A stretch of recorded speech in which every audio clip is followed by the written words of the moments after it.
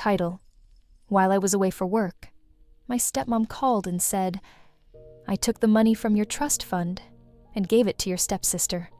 She's better than you." I calmly replied, "Thanks for letting me know." When she saw my next move, it was too late. I was on the 17th floor of a hotel in downtown Seattle when the call came through. Room service had just dropped off my dinner, a club sandwich and a glass of house red. I'd just finished reviewing notes for the next morning's meeting when my phone lit up. Stepmom. A name I never changed in my contacts. Just Stepmom. We hadn't spoken in weeks, maybe months. But I answered, "Hey, Lisa. Everything okay?" She didn't bother with small talk. "I just wanted to be the one to tell you before you heard it from someone else." My stomach tightened. Heard what? A beat. And then she said it like she was reading off a shopping list. "I took the money from your trust fund and gave it to Brittany. She's starting a business and, honestly, she deserves it more. She's better than you, and we both know it." I blinked. "Excuse me?" "It's done. I signed the release last week. You're out. Brittany's in." She said it casually, like she was proud of herself, like she'd just won. I said nothing for a moment. Then I replied, "Thanks for letting me know." And I hung up. I didn't cry. I didn't scream into a pillow or smash a lamp or call my father, though God knows he let this happen long before he ever passed. I just sat on the bed, staring at the skyline, because I'd known this was possible. The fund was technically in Lisa's control after Dad died. He trusted her, and so did I, back when I still thought stepmother was a role someone earned. But she'd always been subtle with her favoritism, the extra gifts for Brittany at Christmas, the vacations Brittany got invited to, but I somehow forgotten the way she corrected my tone when I said something too direct in family conversations. And now, she'd made it official. What she didn't know was this: the trust fund wasn't my only card to play, and while I didn't have access to the money anymore, I still had access to everything else she cared about. I stood up, walked to the window, and opened my laptop, logged into the encrypted backup my father told me to keep just in case. There it was. Emails, legal drafts, 2 signed letters from his lawyer, and 1 video file labeled, "If Lisa breaks trust, open this." I clicked it. His face appeared. "Hey kid, if you're seeing this, something went very wrong. I'm sorry, but I also know you, and I know you'll do what's right." I smiled, closed the video, and I began typing. The next morning, I skipped the complimentary breakfast and headed straight to the nearest notary office in Seattle. Tucked inside my carry-on was the backup folder I'd printed overnight, copies of every document my father had quietly archived and encrypted, 2 letters from his estate attorney, a signed version of the original trust amendment, and a scanned codicil, dated and notarized, granting me posthumous power of contestation. In plain English, if Lisa violated the terms of the trust, even once, I could freeze distributions, challenge the transfer, and legally trigger a formal audit. And based on her little "I already signed the release" comment, that was all the opening I needed. After notarizing the copies, I called my father's old estate lawyer, Raymond Thorne. He answered in that gravelly voice I hadn't heard since the funeral. "Claire." "Hi, Raymond. You told me to call if Lisa ever touched the trust without authorization." Silence. What happened? "She emptied it. Gave everything to Brittany." A long pause. "Do you have the contingency file?" "All of it." "Good. I'll draft the injunction this afternoon." That night, Lisa posted a photo on Facebook. Brittany stood in front of a newly leased storefront with a ribbon and scissors, flashing her influencer smile. She believed in me when no one else did. Mom of the Year. The post got 742 likes, comments filled with hearts, claps, and girl boss gifs. They were celebrating theft. The next day, Raymond filed the injunction in probate court. The trust was frozen. All remaining assets locked. Brittany's business account flagged for pending fraud review. Lisa tried calling me twice, then again at midnight. I didn't answer, because this wasn't a conversation anymore. This was a correction. By Friday morning, Lisa had sent an email. No subject, no greeting, just, "What the hell did you do?" I replied with a screenshot. It was my father's signed video will. His exact words, "Lisa, if you're watching this, and you took what wasn't yours, consider this the last time I ever trusted you with anything." I never hit send. Instead, I set it as an auto reply, so every time she reached out, my father got the last word. By Monday, Lisa's email turned frantic. "Claire, we need to talk. This is bigger than you think. I can explain." Then another, "Please, just call me. You don't understand what you're doing." Oh, but I did. I wasn't destroying her. I was exposing her. The court had frozen all remaining assets within the trust. Raymond had filed a request for forensic accounting on past distributions. And Brittany's new business, frozen, completely, because it had been seeded with unlawfully diverted funds.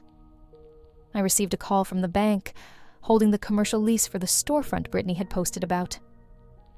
"Ms. Bennett, are you aware that your name is still listed as successor trustee on the original contract documents?" "I am now." "There's a past due payment on the lease, given the pending fraud investigation. Do you intend to cover it?" I didn't even hesitate. "Absolutely not." "Understood. The space will go into default within 7 days."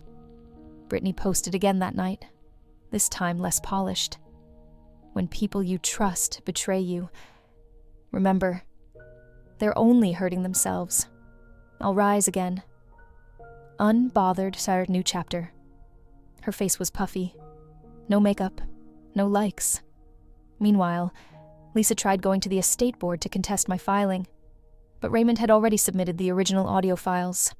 My father's voice, crystal clear, stating his intent that Claire should have full authority if Lisa deviates from her fiduciary duty. There was no misinterpretation, just proof. On Wednesday, I got a formal notice from probate court. Hearing scheduled in 14 days. Petitioner, Claire Bennett. Cause, misappropriation of restricted trust funds. Respondents, Lisa Bennett and Brittany Monroe. And beneath it, request for restitution filed. They would either return what they stole or face charges. That night, I got a text from Lisa. Not angry, not arrogant, just scared. "Claire, please, don't let it go this far." I didn't reply, because it already had. She just didn't feel the damage until it touched her name. The courtroom was quiet. Not the kind of quiet that feels respectful, the kind that waits for someone to confess. Lisa sat at the defendant's table in a slate gray suit. Not designer, not flashy. Her lawyer leaned in every few minutes to whisper. Brittany wasn't beside her. She wasn't anywhere. Probably too embarrassed, or too scared. I sat with Raymond at my side, the trust's paperwork in a neat binder on the table before me. The judge looked down at us through rimless glasses. This is a trust dispute hearing regarding the misappropriation of assets by a co-trustee and beneficiary. Counsel, proceed. Raymond stood and spoke with quiet precision. "We submit that Lisa Bennett knowingly diverted funds meant for Claire Bennett's education and long-term stability, violating the fiduciary responsibility placed upon her by the late Jonathan Bennett." He placed a USB drive on the table. This contains a signed statement from Mr. Bennett, video confirmation, and the original trust clause, highlighted. He glanced toward Lisa. It explicitly states that any diversion of funds without co-beneficiary approval results in automatic removal of trustee powers. The judge raised an eyebrow. "Do you contest this clause, Ms. Bennett?" Lisa stood slowly. I didn't think it would come to this. I was trying to help Brittany, She needed... Yes or no, the judge interrupted. Did you transfer trust funds into Brittany Monroe's business account without written co-beneficiary consent? She hesitated. Yes, the judge nodded. Then, per the clause, Ms. Bennett, you are hereby removed as acting trustee. Lisa's mouth parted slightly. But, Your Honor, furthermore, the judge continued, you and Ms. Monroe are both ordered to provide a full accounting of any dispersed funds, and restitution payments will begin within 60 days, pending outcome of the fraud investigation. I didn't smile. I didn't gloat. I just leaned forward slightly and met Lisa's eyes, and I said, You took what wasn't yours. Now you'll spend years giving it back. We stepped outside into cool spring air. Raymond patted my arm. You did good, Claire. Most people would have gone nuclear. I shook my head. No need for that. I just wanted her to understand. I'm not the kind of daughter you erase. Later that evening, I opened Brittany's Instagram. Her business page was gone. Her main profile now said simply, Taking a break. Please be kind. 3 weeks after the hearing, I got an email from Lisa's lawyer. Ms. Bennett, my client requests a modified restitution timeline due to financial hardship. She's asking for leniency given the emotional context of the transfer. I didn't respond. Instead, I forwarded it directly to Raymond. He wrote back one sentence. She had no emotional context when she signed away your future. We filed to deny the request. At the same time, I took the final step in locking down what remained of my father's legacy. The assets that hadn't been touched, the stocks, the property shares, the intellectual property royalties.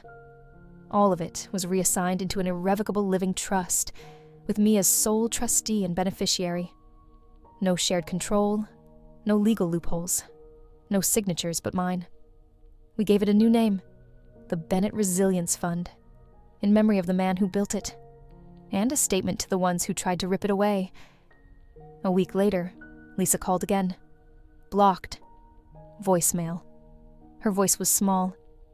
Claire, I know I hurt you.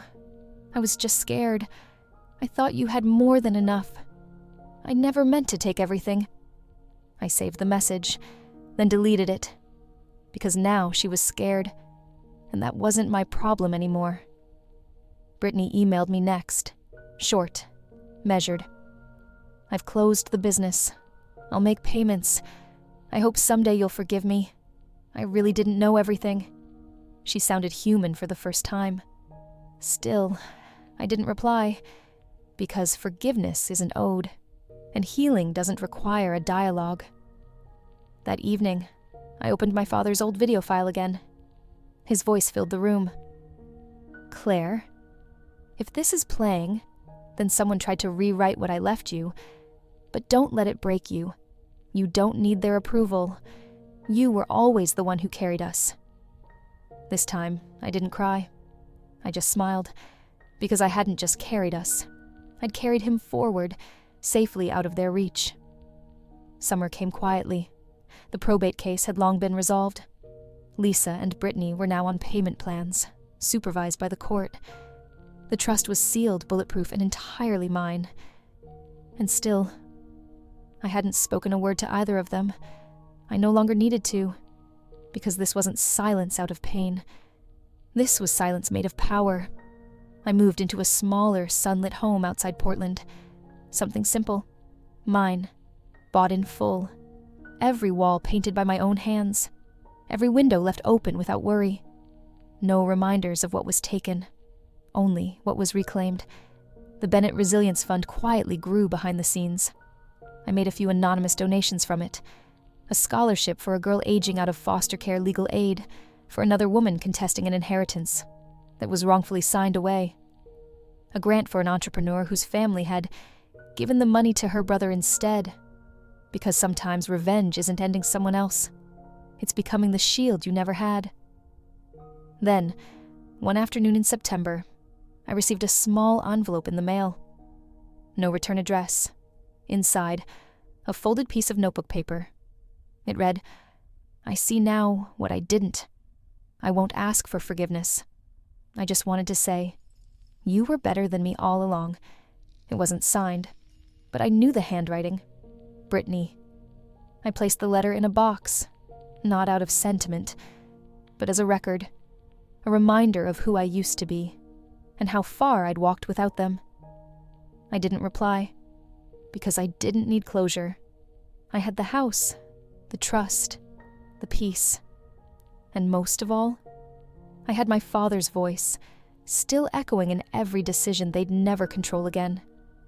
They tried to erase me from my own future, but I didn't burn their lives down. I just shut the door behind me, and I never opened it again. Was that justice, or just the beginning? If this story left a mark, tell us. Your silence speaks volumes, but your words build this community. If you felt that quiet strength, hit like. If you want more endings that don't scream but still echo, subscribe and tap the bell so you never miss when revenge returns. Calm, cold, and beautifully earned. This is veiled revenge. We don't explode. We endure. We don't chase. We choose. And when the moment comes, we never miss.